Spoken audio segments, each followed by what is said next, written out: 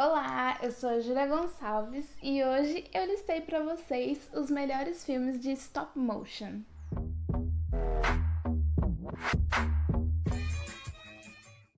Primeiramente, o que é um filme stop motion?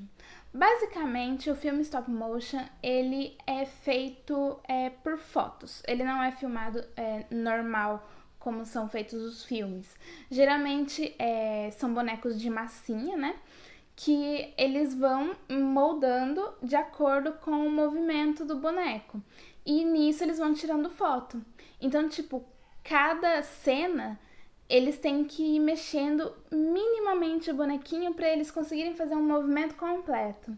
Então, se o personagem for piscar o olho, por exemplo, eles têm que ir colocando a pálpebra descendo bem devagarzinho, tipo, indo tirando foto, tipo, ela aqui, aí depois ela aqui, aí depois ela aqui, sabe?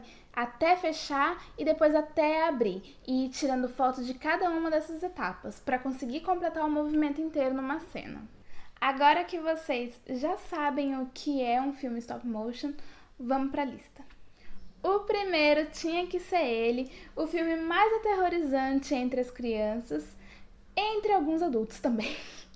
Coraline é um filme de 2009 que já virou um clássico conhecido basicamente por todo mundo, e ele é baseado nesse livro aqui, do mesmo nome do filme, escrito pelo Neil Gaiman. O filme foi dirigido pelo Henry Selick.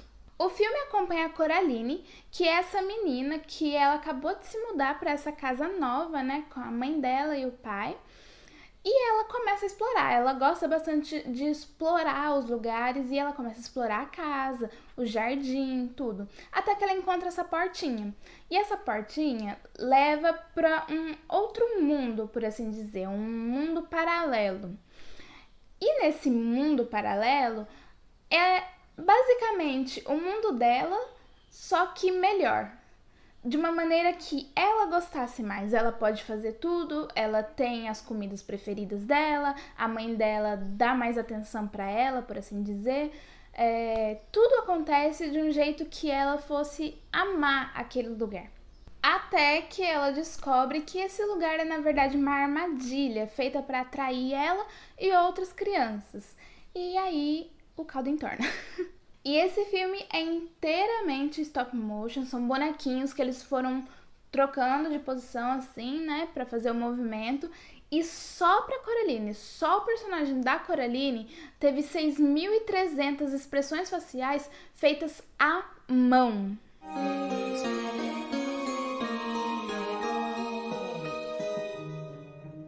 Agora, esse filme que é o meu xodozinho, eu amo demais esse filme, que é o Fantástico Senhor Raposo. Esse filme, ele é engraçado, ele tem ação, você chora, você fica reflexivo, tem de tudo nesse filme. Ele é bonito, sabe? Tipo, a fotografia dele é muito linda e as músicas, a trilha sonora, a história, ele é perfeito. O filme foi lançado no mesmo ano de Coraline e ele também é inspirado num livro, o livro Raposas e Fazendeiros, que é do mesmo autor da Fantástica Fábrica de Chocolate. E o diretor Wes Anderson escolheu esse livro porque foi o primeiro livro que ele já teve. Então ele tinha esse carinho por esse livro e resolveu fazer um filme sobre. E o filme conta sobre o Senhor Raposo, que era um ladrão de galinhas, junto com a mulher dele, até que a mulher dele engravida. E aí os dois resolvem se aposentar para não colocar nenhuma criança em risco e tal, né? Até que ele muda para essa casa nova, que fica perto de 3 grandes fazendas. E essas fazendas são, tipo, com muita segurança, cheio de cachorro, cheio de tudo assim. E o raposo resolve que ele vai entrar. Porque por mais que fosse muito perigoso de entrar, a recompensa seria muito grande também para a família dele e para todos os outros animais. Então ele acaba arrumando essa guerra contra esses fazendeiros. E além do filme ser muito bem feito por si só, outra coisa que é o ponto alto do filme é a dublagem. Tem grandes dubladores como George Clooney, Meryl Streep, Bill Murray, o próprio diretor Wes Anderson faz uma pontinha no filme e também o Wes Anderson pediu para que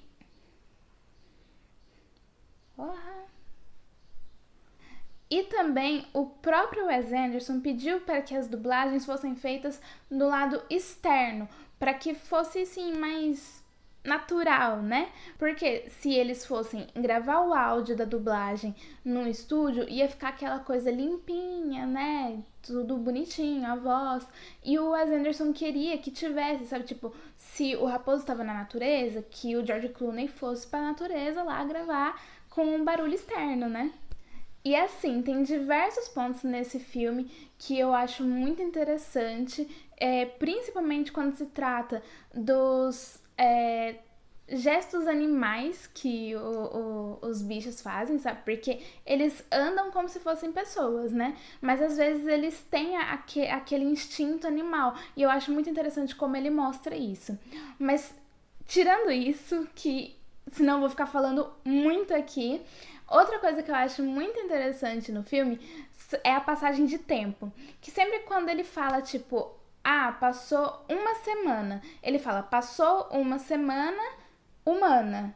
Ou passou 3 semanas de raposa, sabe? Tipo, se ele tá mostrando os fazendeiros, ele vai falar que passou a semana humana. Se ele tá com as raposas, ele vai mostrar o tempo no nosso tempo, quanto aquilo é pra gente, se é uma semana, 3 dias ou o que seja, e quanto é aquilo na vida da raposa, tipo, quanto aquilo significa pra raposa. What a beautiful creature. Wish him luck, boys. Good luck out there. Agora um filme que eu já falei aqui no canal, e provavelmente vou falar mais vezes, porque ele é maravilhoso, ele cabe em qualquer categoria, é O Estranho Mundo de Jack. Muita gente acha que esse filme é dirigido pelo Tim Burton, mas na verdade não. O Tim Burton só produziu o filme e quem dirigiu foi o Harry Selick, o mesmo diretor da Coraline. O filme acompanha o Jack, que é o rei da cidade do Halloween. Ele mora na cidade do Halloween e acaba indo parar na cidade do Natal. E quando ele chega lá, ele fica encantado com toda aquela atmosfera do Natal e ele resolve que ele e todos os outros moradores da cidade do Halloween vão fazer o Natal daquele ano. E, obviamente, monstros criados na cidade do Halloween não entendem o que é o Natal. Então, dá muito errado isso.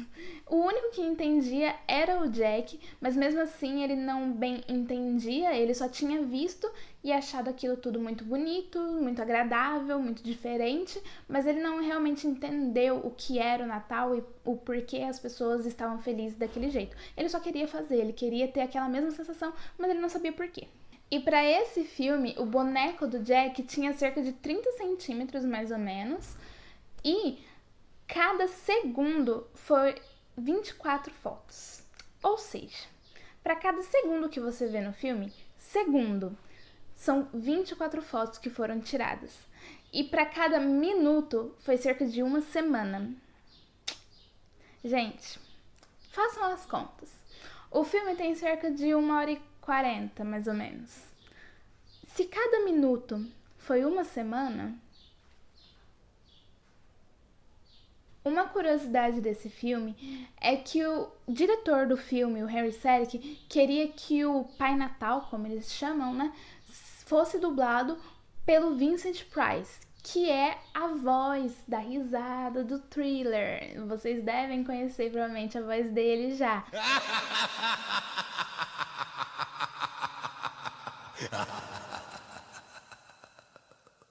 E ele é um ícone. Mas naquela época que o filme estava sendo gravado, ele já estava com a saúde bem debilitada. Então tiveram que mudar o dublador. O diretor Henry Selick não ficou muito feliz com isso, né? Porque ele queria o Vincent, mas infelizmente o Vincent não estava podendo mais fazer isso. E para você que ama esse filme e que queria uma sequência dele, alguns anos após a estreia dele, a Disney quis sim fazer um filme, só que dessa vez não em stop motion. Ela quis fazer com computação gráfica. Tipo, pra que mudar? Mas o Tim Burton fez a Disney desistir dessa ideia, não tanto por ser em computação gráfica, mas sim porque ele não queria dar uma continuidade para a história do Jack. Ele disse que acha que o filme tem a sua história completa ali, que acha que não seria interessante ver um filme, por exemplo, do Jack visitando a cidade de Ação de Graças. Ele acha que a história já foi contada, que não precisa de outro mais.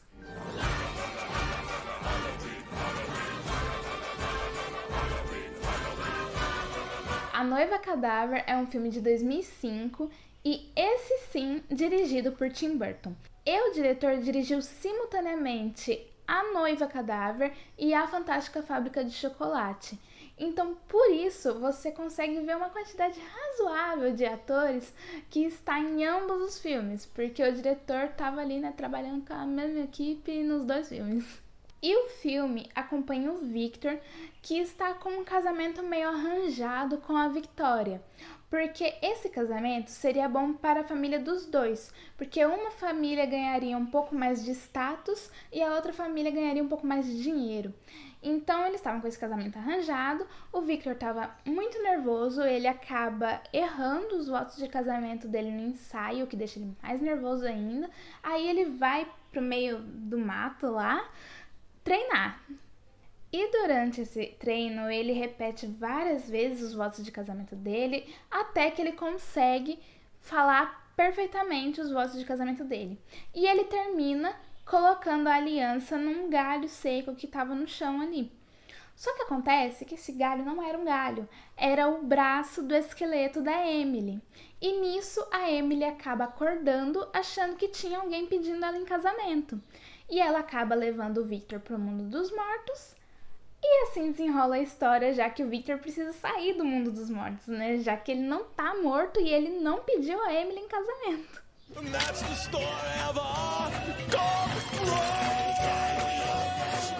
Então essa foi a lista de hoje, eu espero que vocês tenham gostado. Por favor, cliquem no gostei aqui embaixo, compartilhem com um amigo de vocês para eles virem curtir o meu conteúdo. Então é isso. Adiós, amigos!